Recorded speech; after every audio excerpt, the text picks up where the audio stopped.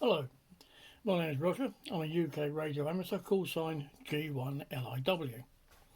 And as you can see in front of you, the subject of this particular video is a speaker microphone.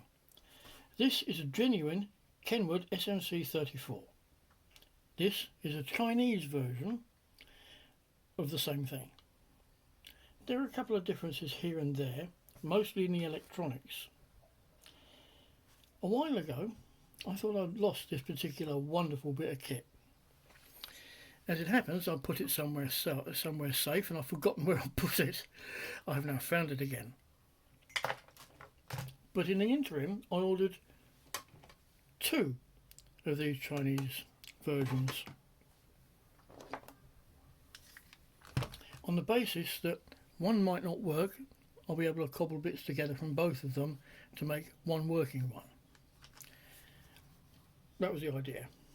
Didn't quite work out that way, but out of the box, each one came with that wrapped around the microphone and the curly lead, a natty little cardboard box which looks remarkably like the original,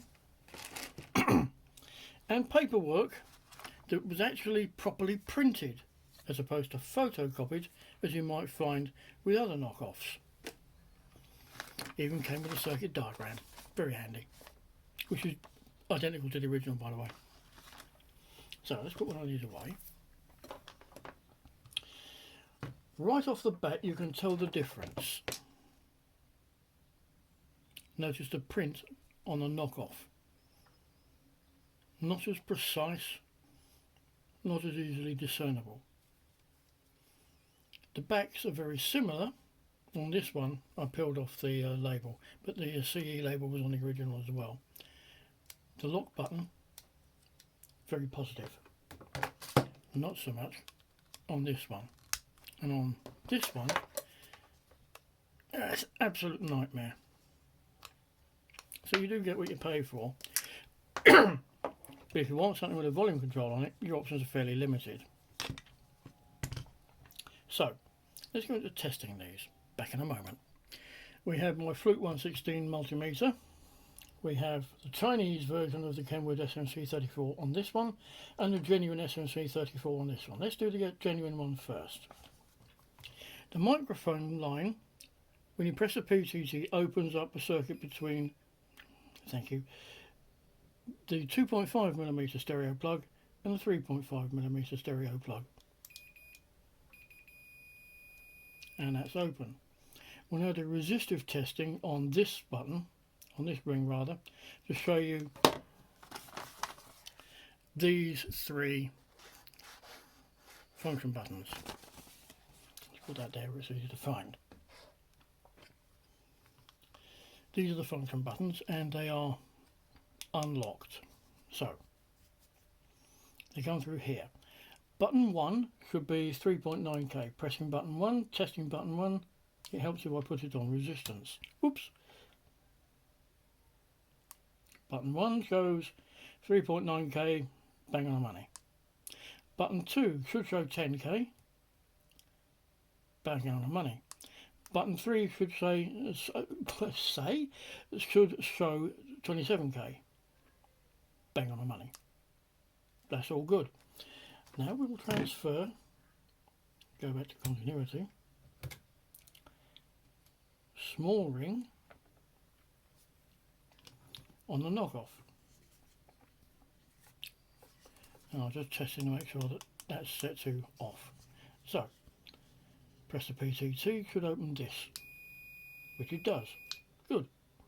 Now we test the resistance on these buttons, buttons 1, 2 and 3, 3.9, 10k and 27k in sequence. Set that to ohms.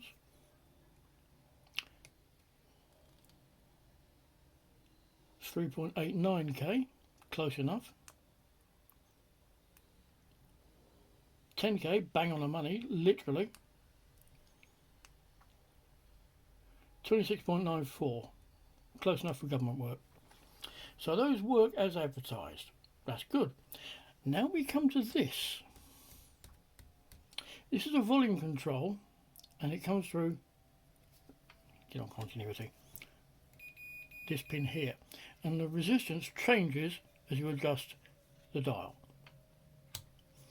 So maximum volume should be the lowest setting, or the lowest resistance. 12 point, call it 12k, give or take.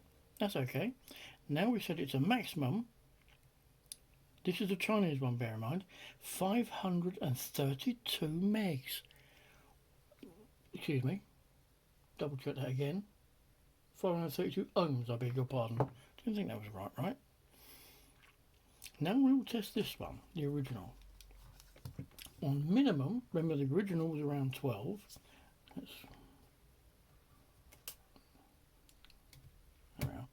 We want it down there. There we go.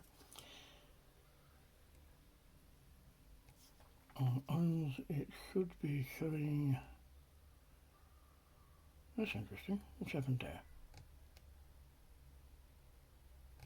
So I did it on the correct ring. 14.915, so 3 ohms or so, not bad. This is the original. Now remember, this one was around 512 ohms. That's the Dark Chinese knockoff. The original Japanese one from Kenwood, 110 give or take, 111. That's a 400 ohm difference. That's massive. That's the only, apart from the switches on the back, that is the only problem I've found with these two Chinese versions.